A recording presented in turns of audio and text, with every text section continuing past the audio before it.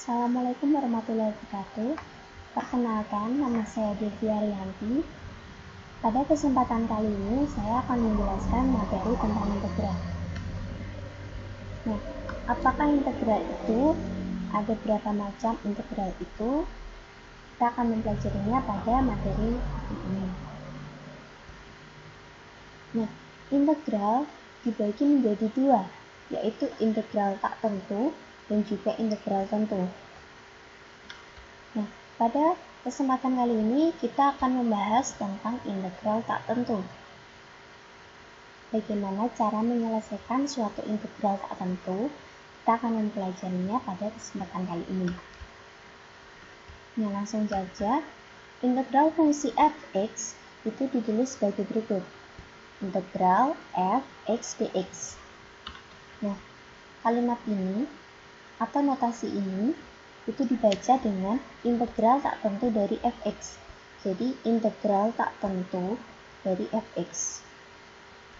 Kemudian jika f besar x merupakan antiturunan dari fx, maka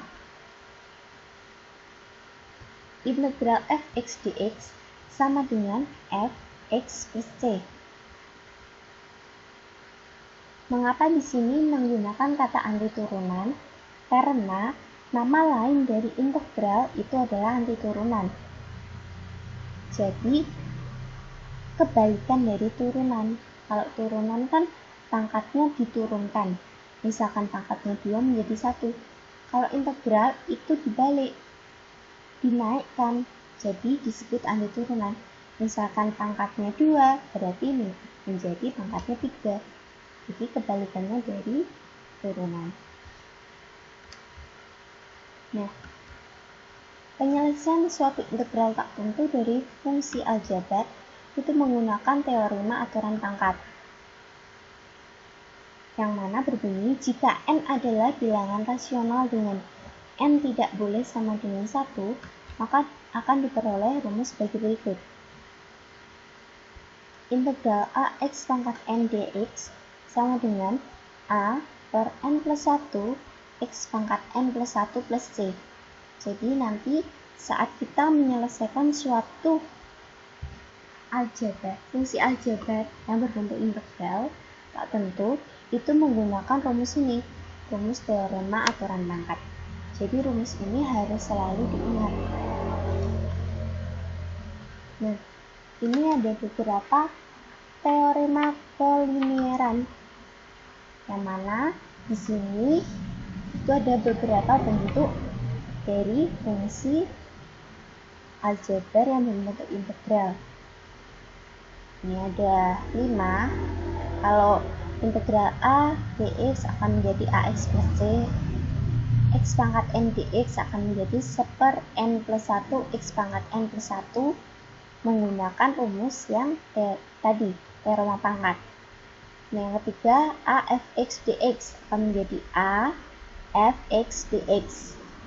Untuk integral fx plus gx dx itu kita pecah menjadi 2, disendiri-sendirikan, yaitu menjadi integral fx dx ditambahkan dengan integral gx dx. Sama dengan yang nomor 4, hanya beda di tandanya saja, yang ini plus, yang ini min, sama yang dipecah menjadi 2. Jadi konsep ini harus diingat. Selain rumus tentang teorema pangkat tadi, konsep teorema kolinieran juga harus diingat. Nah, untuk lebih jelasnya kita langsung saja ke contoh. Contoh yang pertama adalah tentukan hasil dari 3x kuadrat dx. Dengan menggunakan teorema pangkat, kita cari a dan e-nya dahulu, karena kunci utamanya adalah itu. Nah, a ini merupakan koefisien dari variabel x, sedangkan 2 adalah pangkat dari variabel x. Di sini diketahui bahwa a-nya adalah 3, sedangkan n-nya adalah 2. Kita masukkan ke rumus teorema pangkat tadi. Akan menjadi seperti ini. 3 per 2 plus 1 x pangkat 2 plus 1 plus c. 3 kan A per N plus 1, X pangkat N plus 1 plus C. Jadi tinggal masukkan A-nya 3, N-nya 2, 2 plus 1, X-nya pangkat N plus 1, N-nya 2, berarti 2 plus 1 plus C. Nah, setelah itu akan menghasilkan 3 per 3 X pangkat 3 plus C. Itu jika disederhanakan, menghasilkan X pangkat 3 plus C. Contoh yang kedua adalah tentukan hasil dari integral 2x pangkat 5 dx. Sama seperti yang contoh pertama, kita cari A dan N dulu, terus kita masukkan ke rumus. Setelah dimasukkan ke rumus akan menghasilkan seperti ini, 2 per 5 plus 1 x pangkat 5 plus 1 plus c. Itu jika sudah disederhanakan akan menghasilkan hasil akhir ini, sepertiga X pangkat 6 plus C.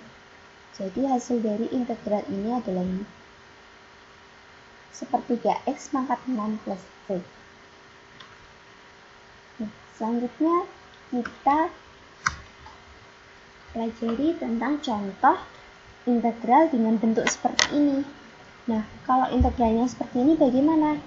Yang pertama kali kita lakukan adalah mengalihkan dulu. 2x pangkat 3 itu dikalikan dengan x akan menghasilkan 2x pangkat 4. Kemudian 2x pangkat 3 dikalikan 3 akan menghasilkan 6x pangkat 3. Terus kita cari A-nya berapa, N-nya berapa. Yang ini 2x pangkat 4 itu kan A-nya 2. Berarti 2 per N-nya 4. 4 plus 1 X pangkat 4 plus 1. Sama yang ini A-nya 6, N-nya 3. Masukkan ke rumus. Setelah itu akan menghasilkan ini, 2 per 5 X pangkat 5 plus 6 per 4 X pangkat 4 plus C. Dengan hasil akhirnya adalah 2 per 5 X pangkat 5 ditambah 3 per 2 X pangkat 4 plus C. Nah, ini bentuk soal yang lainnya, 2 X pangkat 3 min X kuadrat plus 1. Sama kita cari A dan juga N-nya karena itu adalah kunci utama. Setelah dimasukkan akan menjadi seperti itu dan menghasilkan hasil akhir setengah X pangkat 4 min sepertiga X pangkat 3 plus X plus C.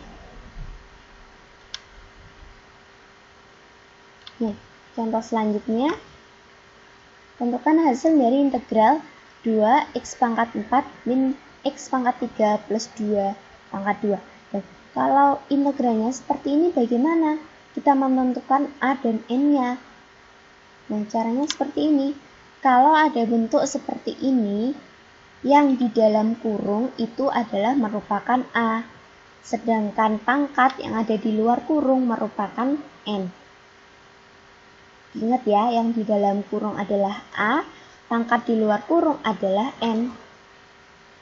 Kita masukkan koefisien dari A, koefisien dari X-nya berapa di sini? 1 kan? Kalau di sininya 2 berarti di sininya juga harus 2. Karena ini di sininya 1, maka kita tulis A-nya adalah 1. Pangkatnya berapa? 2, N-nya. Jadi 2 plus 1. Yang ini tetap X-nya. Tetap A-nya di sini. Yang di dalam kurung itu adalah X. Jadi 2X pangkat 4 min X pangkat 3 plus 2 tetap 2 plus 1 plus C. Nah, kemudian hasilnya menjadi seperti ini.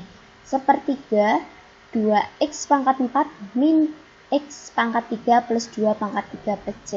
Jadi kalau ada integral yang berbentuk seperti ini, itu nanti yang berubah hanya koefisien bagian depan atau A-nya dan juga pangkatnya atau N-nya. Yang di dalam kurung ini tetap. Ini khusus untuk integral yang berbentuk seperti ini saja. Nah, selanjutnya, contoh selanjutnya adalah ini. Integral dari negatif 5x dx. A-nya adalah min 5, N-nya adalah 1, berarti min 5 per 1 plus 1. X pangkat 1 plus 1. Menghasilkan min 5 per 2, X kuadrat. Nah, Cukup sekian penjelasan dari saya untuk materi integral tak tentu kali ini. Sampai ketemu pada pertemuan selanjutnya. Semoga ilmunya bermanfaat bagi kalian. Terima kasih. Wassalamualaikum warahmatullahi wabarakatuh.